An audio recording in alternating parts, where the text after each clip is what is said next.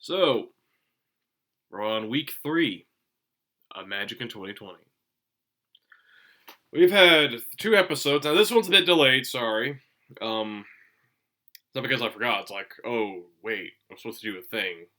I've been going through my kidney stones. But I did promise I would still do it. Now, I'm going to finish this off. The final one will be on Saturday the 28th. But here we are. Here we're episode 3. Technically, yeah, episode 3. But Core 2021. How can I describe this, really? I think this will not be a very great set going forward here because I think this will be a set that just exists. Like, this will be all about Teferi, but I'm just like, Teferi again. People are done with Teferi. But at the same time, I'm kind of curious if they're going to do, something different here. Because what I'm really wanting to see here, real talk with y'all, is I really want them to try something new with the core sets. I obviously think Optic's going to be permanent. I think that's just been so great in Standard, they're just going to keep that a permanent card. I actually like the Eternal Veil Drain art, real talk. I actually really love the Eternal Veil Drain art.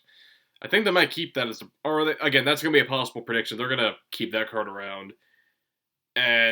Or they might make it the old Dominaria art. I'm kind of split between the Dominaria and Eternal Veil Drain art, because the Pirate one just kind of made sense, but at the same time I'm like, if I'm being honest.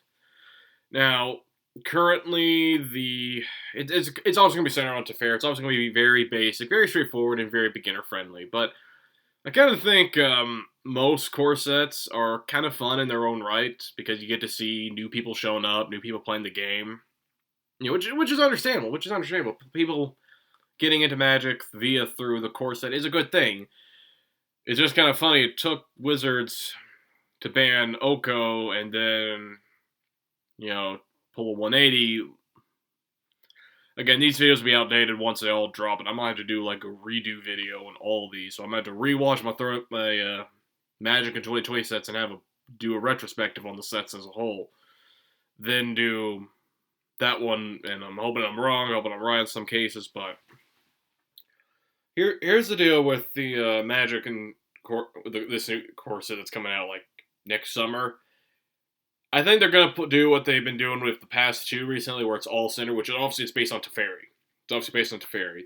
But I think they might be doing like a revisiting of old Dominaria. I'm just going to be honest. I just did not like Dominaria. It's not because it was a Tumblr shit. I just think it was just a weak set. Like, I get why it's a weak set, but it wasn't, I think because it was like a brand new formula they were working with, it's kind of the worst. Because I think they've always been doing this for a long time now. Like, Battle for Zendikar was like a work week set because it was like the brand new formula. Which, I think it's always common whenever there's like a new formula they're working with. Like Yakuza, the first game. I'm just naming Yakuza example on the PS2. Not a great game by today's standards, but the story was kind of hit or miss nowadays. And, hey. And the second game's like way better, obviously, because they actually fixed it. They actually made it they actually told a better story. It was a good continuation of where Kiryu's narrative story left off. And with, say, Core 2021 being where we're at now, I think this will just be a very straightforward, but also hopefully mildly powered set, because these overpowered stuff they're going to be allowing, or are now allowing, just needs to stop. They probably won't learn. They probably don't care, because I'm a nobody to them.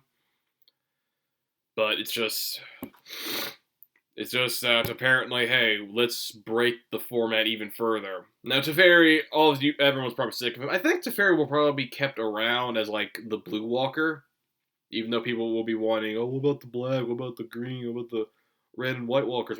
Obviously, Ajani. Ajani's gonna be the White Walker from now on. He's the default mono White Walker, which I'll go ahead and say it. I was actually glad he was back to being mono white than just Selesnya, because in some cases, I kind of prefer Ajani over Gideon, because Ajani's a classic character. Because Gideon, we only learned about, Zendikar? Like, he was in a few core sets here and there. It's just Ajani's more classic. He's a classic Planeswalker member. We might get, I don't know. Again, most of these are like speculation. Maybe we'll get Najani. Maybe Elspeth, because she's coming back in Theros Beyond Death. And, I mean, I don't know. Devotion might get some support here. A lot of Devotion decks might see support from this in particular. Maybe the Kaiju creature decks will get support here. Again, we don't know specific, but this will be a very straightforward set, very basic, but also fun for newcomers and new. Like, here's Opt. Here's something. Here's a big murder spell that kills this annoying black creature. Oh, that sounded wrong, but you know where I'm coming from. You know where I'm coming from. Actually, black has the most removal, so let's say black kills an annoying green creature. Better joke. But it's like, again, it's straightforward, straight to the point.